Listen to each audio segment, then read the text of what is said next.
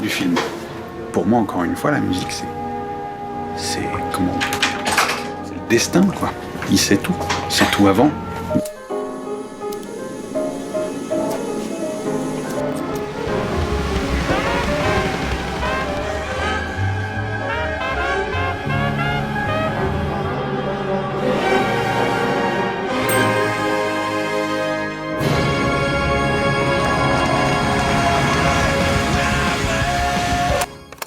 Pour moi, la musique, ça fait un peu, si vous voulez, la partie du dialogue.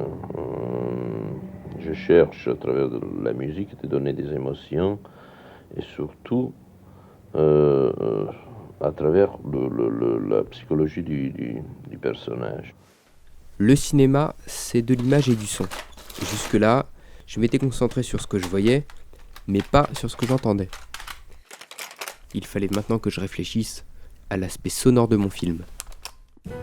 Et j'avais donc plusieurs choix possibles. Utiliser des musiques existantes, avec des droits d'auteur, utiliser des musiques libres de droit, ou bien demander à quelqu'un de composer la musique, ça aurait été peut-être possible, hors confinement je veux dire, ou bien ne pas avoir de musique. Ou bien faire la musique. Qu'est-ce que ça peut apporter la musique au film ?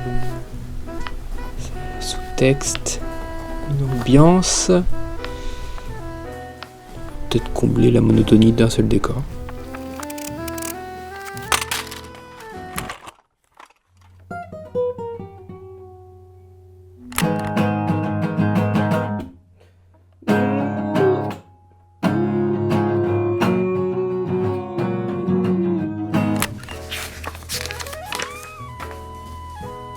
Une deuxième question par rapport au son. Dans le montage, il est arrivé comment ? Est-ce que l'image a aidé à structurer le son ?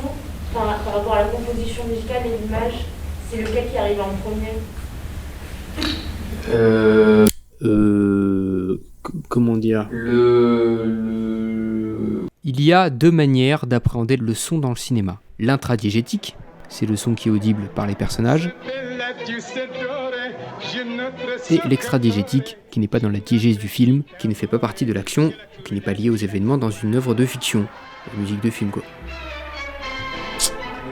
Et là, je me suis rendu compte que je venais d'ouvrir la boîte de Pandore. La musique me donnait plein de possibilités, à la narration, à la mise en scène, et au sens que je voulais insuffler au film. Revenons à l'histoire. Mon personnage était enfermé sous terre, dans un contexte de guerre, avec donc comme but d'en sortir. Le thème qui se dessinait alors était celui de l'enfermement, et son pendant, la liberté. Et je trouvais ça beau que de le faire passer par la mélodie.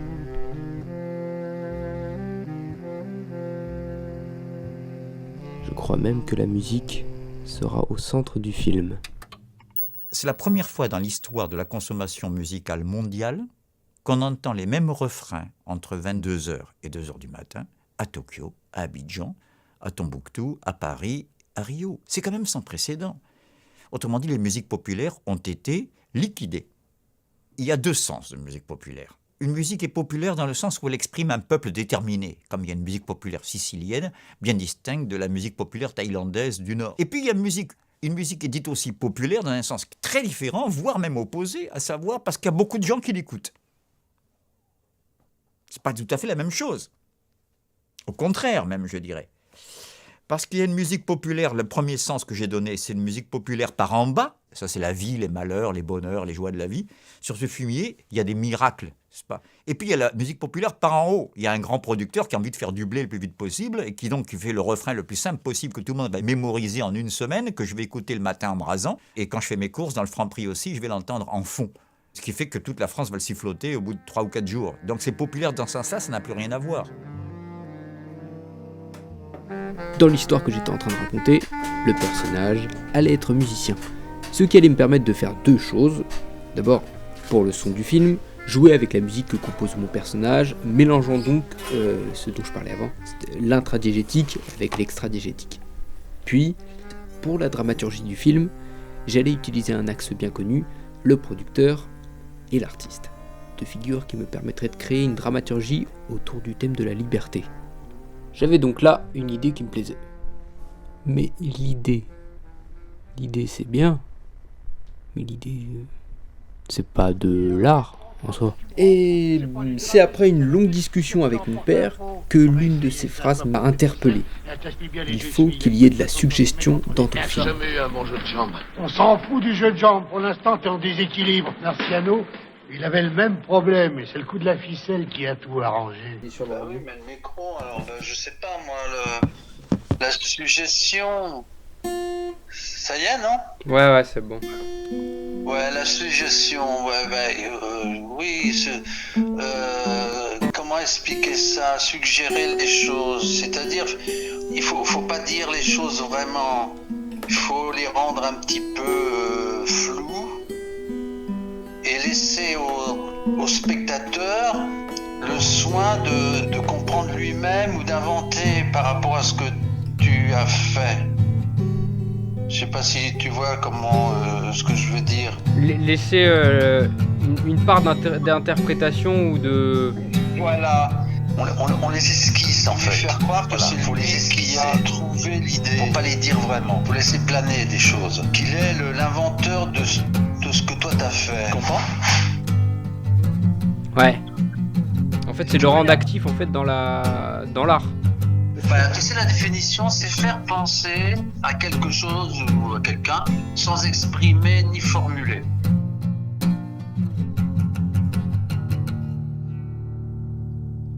Et en musique? Ah bah oui, là, attends, la musique, c'est que de la suggestion, hein. La musique en général, la musique, c'est abstrait par essence, les sons, ça suggère. T'entends un son, tu peux voir quelque chose. Mais le son, lui, il te donne pas quelque chose de visuel.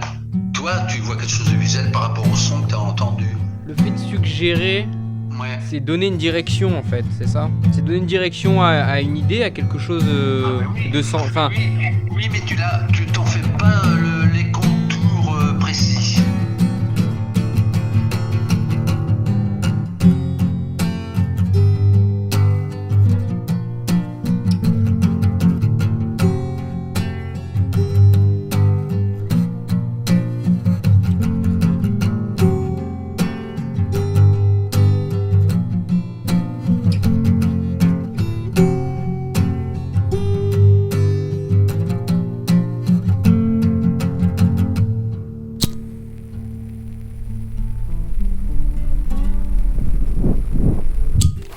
Je crois que pour faire bien le métier, il faut être aussi des techniciens très forts.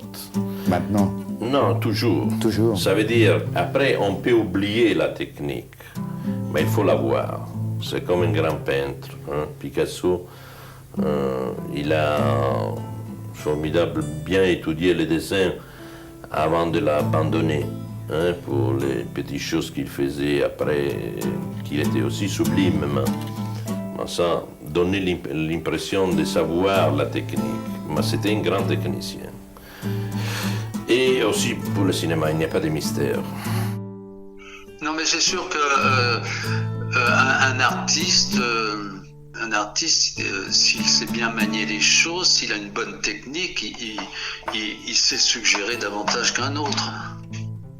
Tu sais que c'est le but de l'artiste, c'est d'avoir beaucoup de technique, mais de retrouver l'âme d'un enfant, là, c'est-à-dire la suggestion.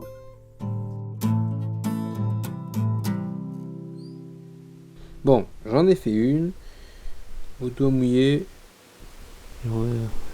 15. Il en reste 15 à faire.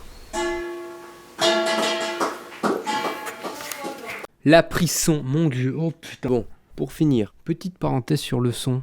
Entre les cigales, l'arrosage automatique, les voitures, les chats, les chiens, les lézards, la pluie, les cigales, qui recommence à 21h, ce qui fait que j'avais en fait 2-3 heures pour tourner dans la journée, soit très tôt le matin, soit très tard la nuit. Les trains, les avions, les brebis, non, il n'y a pas de brebis, les tortues, il y a eu des tortues. Mais non.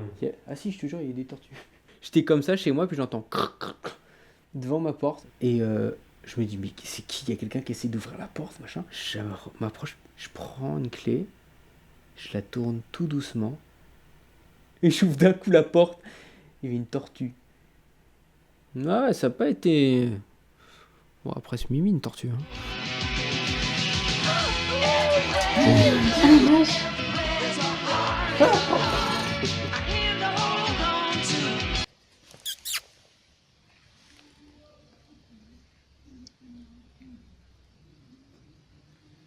Rien ne sert de courir, il faut partir à point.